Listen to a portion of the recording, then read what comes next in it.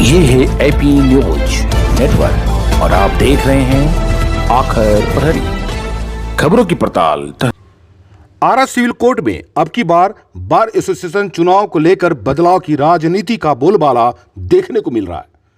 पिछले कई दशक से आरा बार एसोसिएशन के पदाधिकारियों पर आय व्यय का कोई पारदर्शिता दिखाई नहीं दिया, जिसके कारण लेकर के अधिवक्ताओं में बदलाव की मानसिकता साफ देखने को मिल रहा है।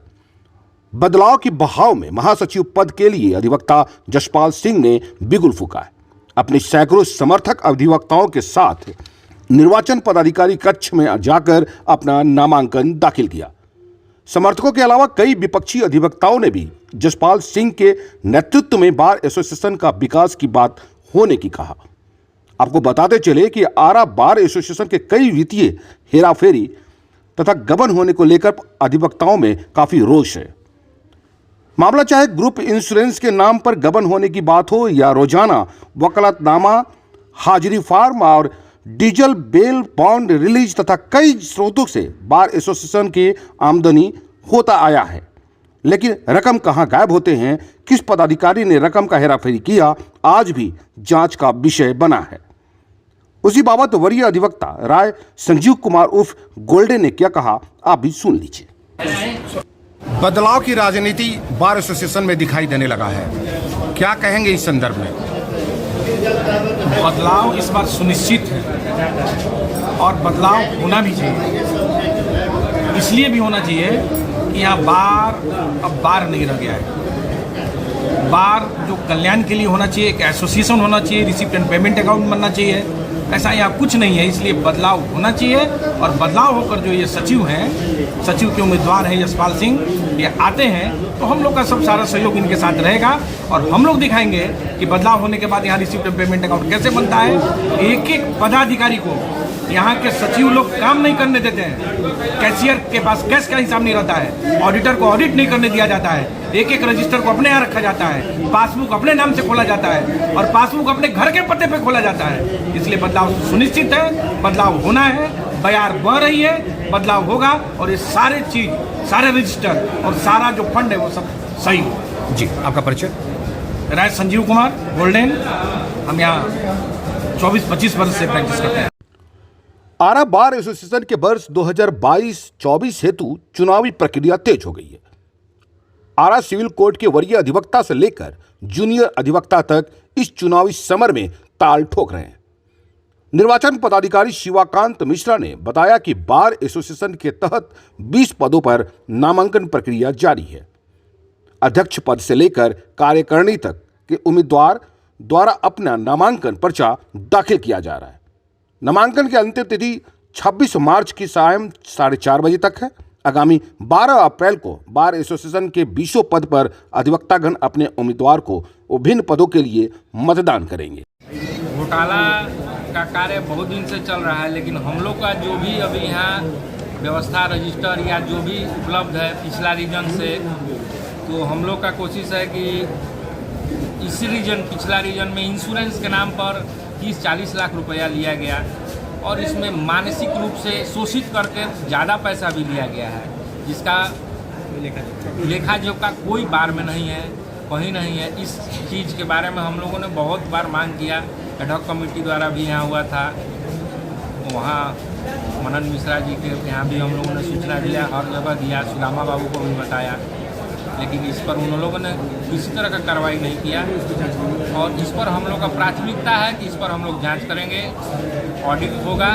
बिना ऑडिट का सरकार का तरफ से भी कोई भी सुविधा नहीं आ रहा है, हमारे यहाँ ऑडिट हो नहीं रहा है, हम ऑडिट कराएंगे और पूरी ईमानदारी के साथ हम लोग सत्ता का संचालन भी करेंगे और समूह के रूप में भी संचालन। जीत सुनिश्चित करने के बाद में कई बार ऐसा देखा जाता है कि पिछले रिकॉर्ड जो सचिव पद पर अवस्थित रहे हैं, उनकी रिकॉर्ड, उनकी पूरी जो लेखा जोखा होता है वो सारे आपके संज्ञान में आ जाते हैं। तो क्या आपने कल्पना किया है कि पिछले जितने भी रिकॉर्ड्स रहे हैं, खास करके रकम का, रेवेन्यू का अगर बात करें, तो कितने पैसे का आपके पास में लगभग आने की सूचना हो सकता है? तो पिछला रीजन का जो घोटाला है वो करीब करोड़ों रुपए का होगा। नहीं, घोटाले की बातें नहीं किया जा रहा है, रेवेन्यू की बातें किया जा रहा है। जो घोटाला वो जो बीत चुका है, रेवेन्यू आपके पास कितने लगभग आने की संभावना है?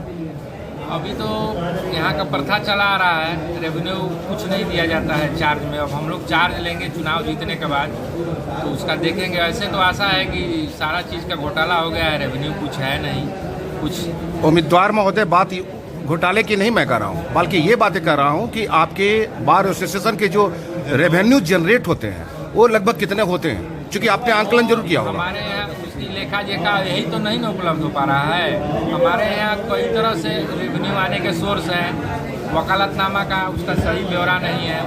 वकालतनामा अगर अंदाजन हम लोग को जो सुनने में आता है, पर मंथ 2 लाख रुपये का कागज और आमदनी है। तो अगर आप देखें, एक सचिव पद का अवस्था कितने सालों के लिए किया जाता है? 2 वर्ष के लिए। 2 वर्ष के लिए। तो उसकी आंकलन अगर कर दें, पूरे अगर मूल्यांकन किया जाए तो कितने पैसे होंगे? 50-60 लाख रुपया हो गया। और तो कितने के घोटाले होंगे? अगर मान लीजिए 60 लाख रुपए की बातें सामने में आता है तो घोटाले कितने के होंगे? घोटाले 30-40 लाख रुपए के। 40 का? तो क्या 20 लाख रुपए जो काम हुआ वो आपने देखा कि 20 लाख रुपए का काम हुए? कोई काम नहीं हुआ, कोई विकास नहीं हुआ। अभी तक तो कर्मचारियों का सैलरी भी अप टू डेट नहीं है। आधे वेतन पर लोग काम कर रहे हैं। परिचय अपना बताइएगा।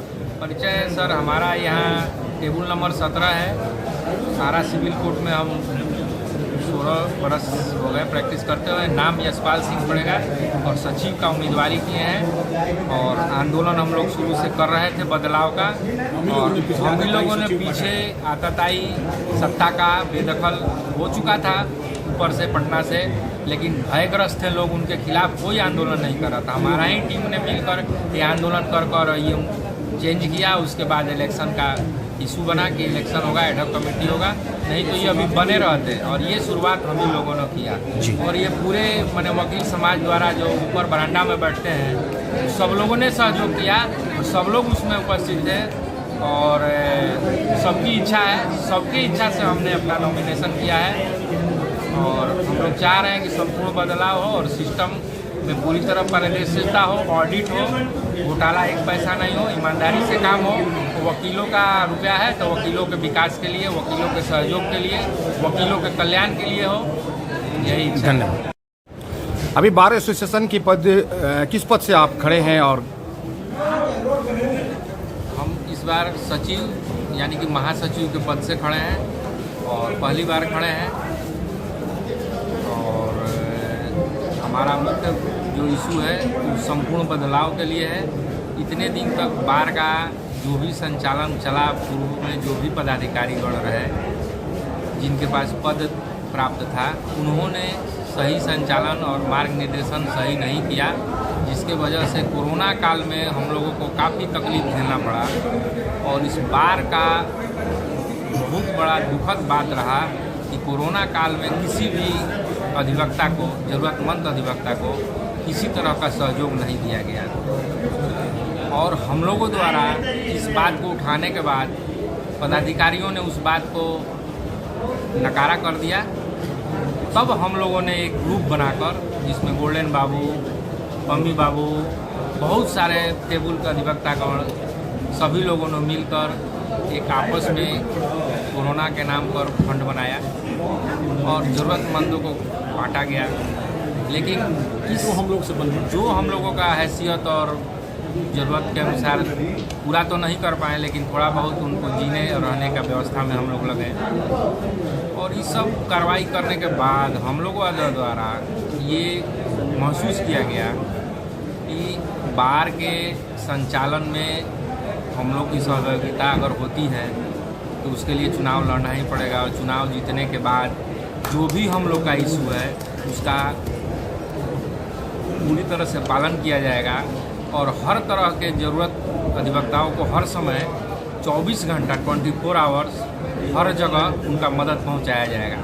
और हम इस कार्य में अकेले नहीं रहेंगे, हमारे साथ सैकड़ों अधिवक्ता हैं। समूह के तरफ से हम लोगों ने हमारा उम्मीदवारी हुआ है और हमारा उम्मीदवारी में सभी अधिवक्ताओं का जो बदलाव के नियत से बार के इस चुनाव को देखना चाहते हैं, सभी लोगों ने हमें समर्थन किया है और सबको सहयोग से इस बार हम चुनाव लड़ रहे हैं। और सारे लोग चाहते भी थे और परिणाम हम लोग का जीत ही निश्चित है, इसलिए कि हम लोग का जो एजेंडा है सेवा है और सबसे प्राथमिक आधार पर जो कार्य हम लोगों ने किया उस कार्य का परिचालन अब कंटिन्यू होते रहेगा।